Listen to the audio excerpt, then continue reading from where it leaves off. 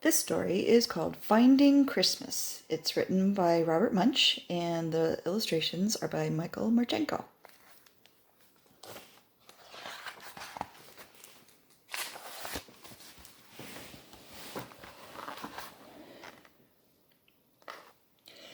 Julie always found her Christmas presents. One year she found them in the basement. One year she found them in the bathroom. One year she found them in the garage.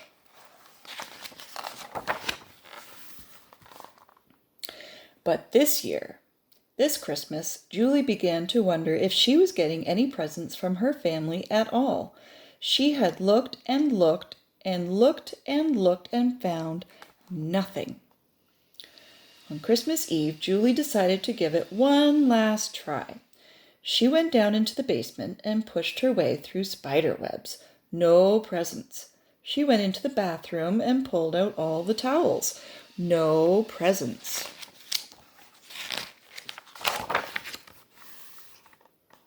She went into her parents' bedroom and took all the clothes out of the drawers and all the clothes out of the closets. No presents. She moved everything out of the garage and looked underneath the car and behind the lawnmower. No presents. She called her friend who lived across the street and said, Denise, I have looked all over the house. There is nothing here. It is Christmas Eve and there are no presents. None at all. No presents. Denise said, Stop. I am looking over at your house and guess what I see on the roof? I know, said Julie. There is a Santa Claus with a sleigh. My mom and dad put that up this year. Isn't it neat?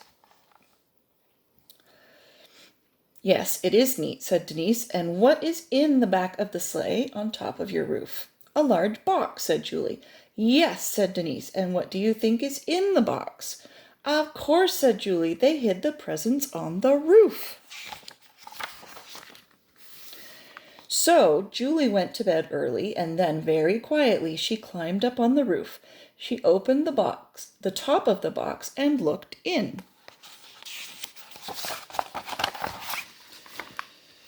The box was full of presents. Julie pulled herself up and fell in. The top closed, and she could not get out. She yelled, Denise! But Denise had already gone to bed. Julie yelled, Daddy! But her daddy was busy decorating the tree.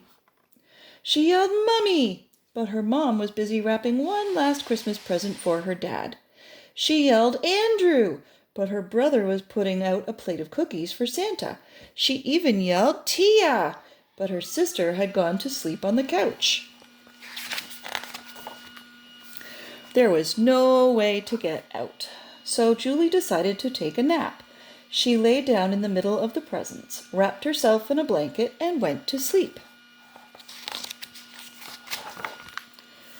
Very late that night, Julie's mom and dad went up onto the roof, got the box, and took it inside. Ha! Said Julie's dad. Julie never saw any Christmas presents this time. She doesn't know what she's getting. Yes, said her mom, we definitely fooled her this time. They reached in the box and brought out a bicycle. A great present for Andrew, said Julie's dad. They reached in the box and brought out some markers. A great present for Julie, said her mom. They reached in the box and brought out some building blocks. A great present for Tia, said her dad. Then they reached in the box and brought out Julie, fast asleep. Look at this, said Julie's dad. It's a little girl. Who's getting a little girl? I didn't get anyone a little girl, said Julie's mom. Well, it looks like a really nice little girl, and I want it for my Christmas present, said her dad. It looks like a really nice little girl to me, too, and I want it for my present. My Christmas present, said her mom. No, said her dad. I saw it first, and it's going to be my present. No, said her mom. It's a girl, and I'm a girl, so it should belong to me.